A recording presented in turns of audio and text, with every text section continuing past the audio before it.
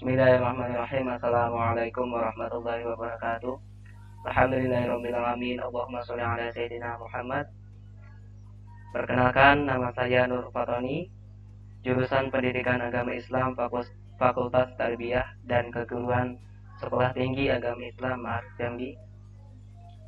Ingin mempresentasikan mata kuliah Pengembangan Evaluasi Pembelajaran dengan judul Penilaian Evaluasi, dosen pengampu Ibu Ria Maharani SPD MPD.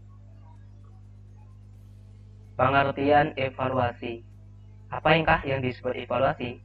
Evaluasi proses pengumpulan data untuk menentukan sejauh mana, dalam hal apa, dan bagian mana tujuan pendidikan sudah tercapai. Kemudian, membahas tentang evaluasi sebenarnya akan lebih lengkap apabila kita bahas pula tentang 2 poin. Yang pertama yaitu penilaian dan juga pengukuran.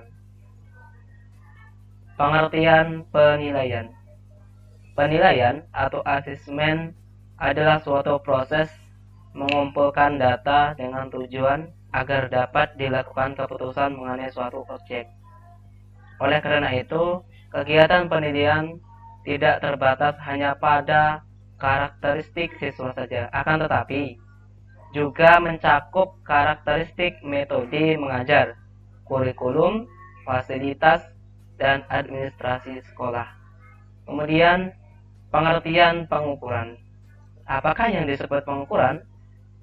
Pengukuran adalah menggunakan observasi, skala pemeringkatan, atau alat lain yang bisa digunakan untuk mendapatkan informasi dalam bentuk kuantitatif atau sebuah metode penelitian yang di dalamnya menggunakan banyak angka. Kemudian, perencanaan penilaian hasil belajar. 1. Perencanaan umum. Kemudian yang kedua adalah perencanaan khusus. Perencanaan umum antara lain kecakapan serta pengalaman yang dimiliki oleh para guru. Kemudian, merumuskan tentang tujuan-tujuan pendidikan. Kemudian, melihat kembali alat-alat evaluasi yang akan dipergunakan. Kemudian, perencanaan khusus antara lain merumuskan tujuan, menetapkan aspek-aspek yang dinilai, menetapkan metode, menyiapkan alat-alat. Kemudian, fungsi pengukuran dan penilaian. Sebelum lanjut, kita harus mengetahui fungsi-fungsinya. Apakah fungsi dari pengukuran dan penilaian akan disebutkan? Yang pertama adalah mengukur pencapaian siswa, sejauh mana siswa dalam mengajarnya atau belajar. Yang kedua adalah memotivasi siswa untuk belajar. Yang ketiga, meramalkan keberhasilan siswa. 4. Mendiagnosis kesulitan siswa. 5. Mengevaluasi pengajaran. 6. Menentukan status. 7. Pembagian kelompok. Kemudian yang 8 adalah mempertahankan standar. Kemudian prinsip-prinsip dasar penilaian antara lain 1. Penilaian diukur dari hasil yang menyeluruh. Kemudian 2.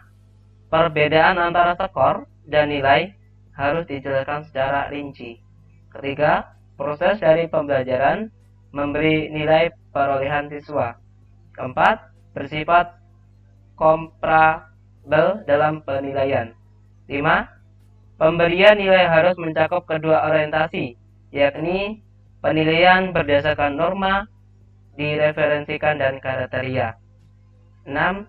Penilaian harus bersifat transparan dan jelas agar bisa bermanfaat bagi siswa dan gurunya. Nah, itulah yang presentasi yang dapat kami sampaikan. Lebih kurangnya mohon maaf. Akhir kalam, sekian dan terima kasih. Wassalamualaikum warahmatullahi wabarakatuh.